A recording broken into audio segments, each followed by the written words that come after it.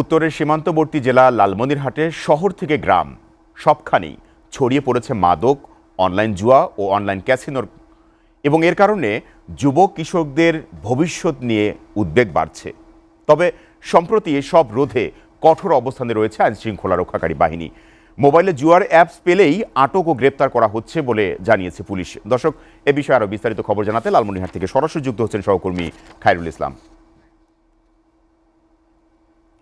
খায়রুল, মাদক, অনলাইন জুয়া ও online casino নিয়ে স্থানীয়দের উদ্বেগ ও প্রতিক্রিয়া কি, এবং এসবের বিরুদ্ধে প্রশাসন কি ধরনের ব্যবস্থা নিয়েছে বলে আপনি জানতে পেরেছেন, জানাবেন।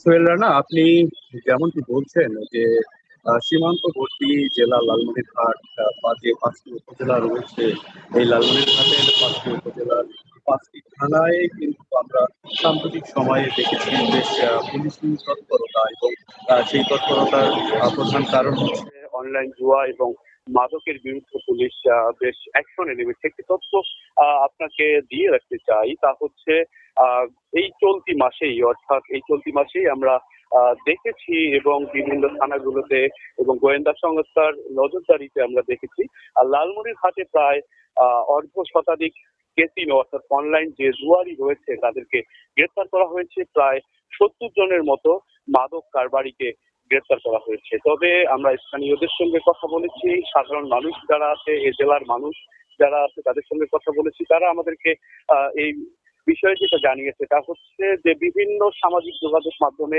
যে অ্যাড গুলো চালানো হয়, এতে করে কিন্তু যে সাধারণ যুবক সমাজ রয়েছে, কিশোররা রয়েছে, তারা কিন্তু সেখান থেকে দেখে অনুপ্রাণিত হয়ে এই জুয়ার সাইট গুলো ব্যবহার করছে। এছাড়াও আমরা যেটা জানতে পেরেছি যে লালমনিরহাট সীমান্তবর্তী একটি জেলা, এখানে বেকারত্বের পরিমাণ বেশি এবং মাদকের একটা অবাধে সঞ্চারণা কিন্তু এই জেলায় রয়েছে। এর কারণে মাদক এবং অনলাইন ক্যাসিনোর পরিমাণ বৃদ্ধি পেরেছে বলে আমরা জানতে পেরেছি।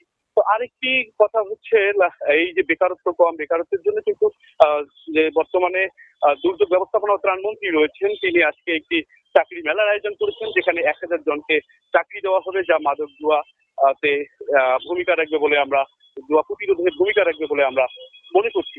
তো সর্বোপরি আমরা পুলিশ প্রশাসনের সঙ্গে কথা বলেছি, তারা আমাদেরকে জানিয়েছে যে বর্তমানে যদি কারো হাতে মোবাইল ফোন